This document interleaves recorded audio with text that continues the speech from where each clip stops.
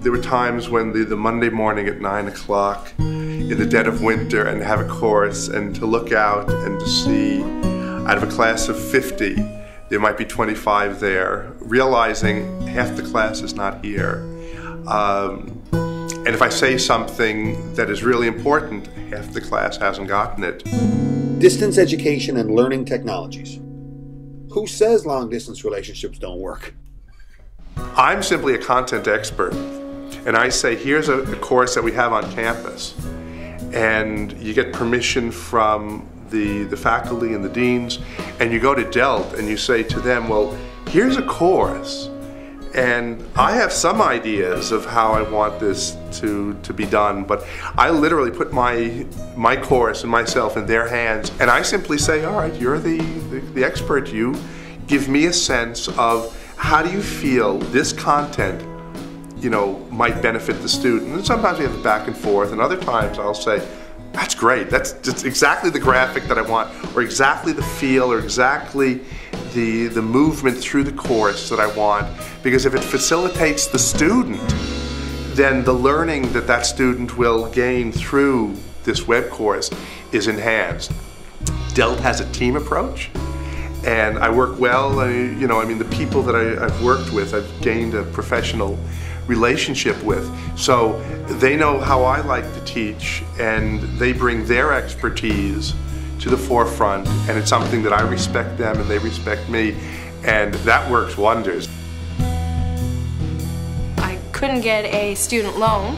I wasn't eligible, so I kind of had to work to pay as I went, and distance often allowed me to have the time that an employer wanted me to work. I took a distance education course at one point that really I thought was beneficial because of the type of dialogue that was online.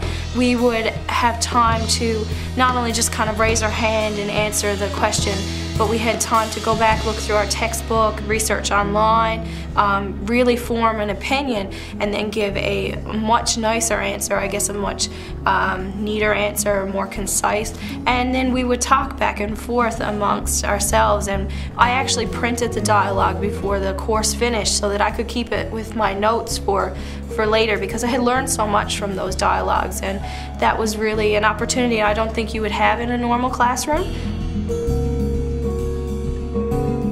We've made a big effort in the past 4 or 5 years to nail down a process for the development of this stuff that incorporates input from everyone on the team, from the instructional designers to the people who actually put the course up on the web, the instructional design assistants, and our multimedia developers and the producers. So like everyone is in the room, and there is a pipeline where all that information and opinion can get filtered. We recognize that faculty are the subject area experts, and they're all about wanting to deliver the content in a different way as well.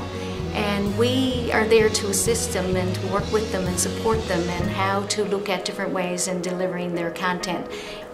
We develop courses that could be business one day, nursing, history, so we're not well versed in all of these topics, so you're learning not only the technology, you're learning about the concepts and content of the course. I know more about IV cannulation and venipuncture than I would ever care to, but don't worry, I won't take an IV from you, but we had to learn all that kind of stuff. And vector mathematics and the sounds of modern English. Right. And music. Sodium potassium ion channels and nerve endings. That was cool. So like we just know enough to be dangerous in all subjects. Memorial University Distance Education and Learning Technologies. We deliver.